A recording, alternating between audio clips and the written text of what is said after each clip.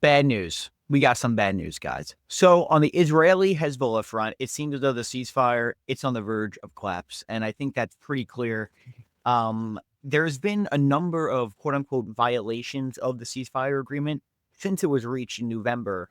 But these are some of the developments I'm going to tell you today. These are from Fox News international correspondent, their top correspondent, Trey Yanks. He reports today Hezbollah leader Naim Qassam threatened to break the ceasefire agreement. On Thursday, Israel conducted airstrikes against Hezbollah rocket launching positions. So, I mean, they're striking them. I mean, Israel is literally striking Hezbollah military positions right now.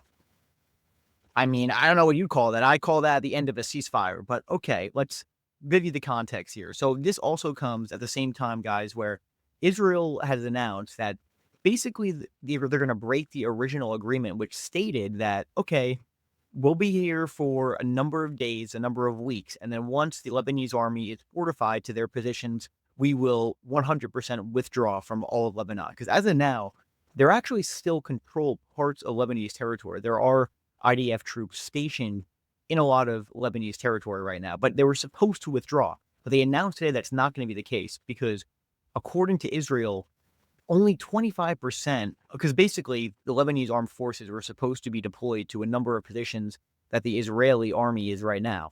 But according to Israel, only 25% of Lebanese forces that are supposed to be there are there. So Israel says they have to stay there in order to prevent Hezbollah from taking control of those areas. But again, regardless of what position you take on this, it's not good in the sense where this is also just another sign of a very weak and fragile ceasefire. Despite losing the majority of their leadership and rocket supply, Hezbollah still has significant capabilities to target Israeli cities. Again, another key point, guys. Yeah, well, Nasrallah was killed and a number of the Hezbollah leadership was taken out by Israel in the recent spat. But they still have a number of very significant long-range weapons. And to be clear, guys, most of the attacks that Hezbollah was doing against Israel, they were targeting mostly northern Israel, which short-term to medium-range missiles. Much of the longer-range missile arsenal was actually not used by Hezbollah. And according to many sources and reports, those are actually located deep in a mountain. So they would be extremely difficult for Hezbollah for Israel to destroy those weapons. Now, again, it's unclear if whether or not this will devolve into all-out war again, but the fact that this is a concern.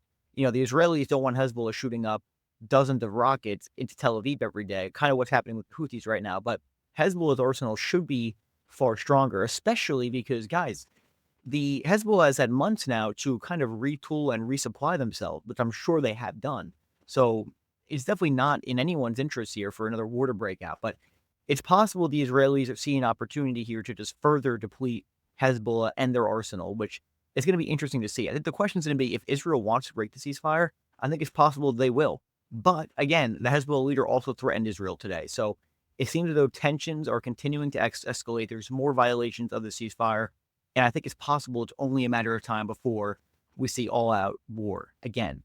But again, I think it's all going to come down to Iran at the end of the day. I think at the end of the day, for this all to end, it's going to come down to a head with Iran and Israel and who comes out the winner in that dispute. There's no question the Israelis have come out the winner at this point, but a lot can change. We do not know right now when Israel is going to target Iran, if they'll target Iran. I said in the past, I think they will. And guys, make sure to like and subscribe, by the way. It's super good for the algorithm. And Amazon links are also in the description, so check that out. But again, they still can target Israeli cities. So whether or not they're depleted or not, they still have a massive military strength. They do. And this comes at the same time where the Houthis are upping their attacks against Israel, doing major attacks on Tel Aviv. There hasn't been many impacts other than one or two, which were pretty big news events, which we also talked about. But the Houthis are still firing.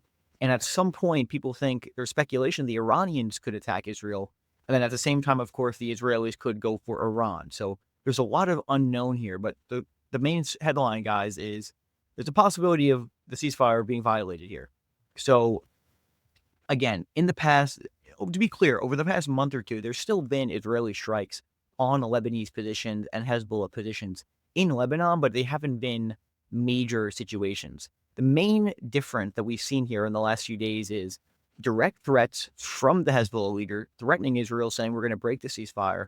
And we're seeing more strikes by Israel on Lebanese positions that we've seen, conducting strikes against Hezbollah rocket positions, and this new report that, okay, we're going to stay here longer than was agreed upon in the ceasefire. So there's not going to be an Israeli withdrawals from Lebanon anytime soon, which of course is problematic. If you're looking for peace, it's going to be problematic. And guys, this also comes at a time, unfortunately, at a time we're trying to look for more peace, there was actually a possibility where we could see a ceasefire between Israel and Hamas. It seems as though they are getting closer to a ceasefire in the Gaza Strip, which would be fantastic, of course, if you're hoping for peace. Apparently the Israelis have agreed, and it's up to Hamas. But again, it's very tough in the fog of war and reading between the lines here what's actually true. But according to most reports, as of right now, there are close to a ceasefire, so we can hope for that.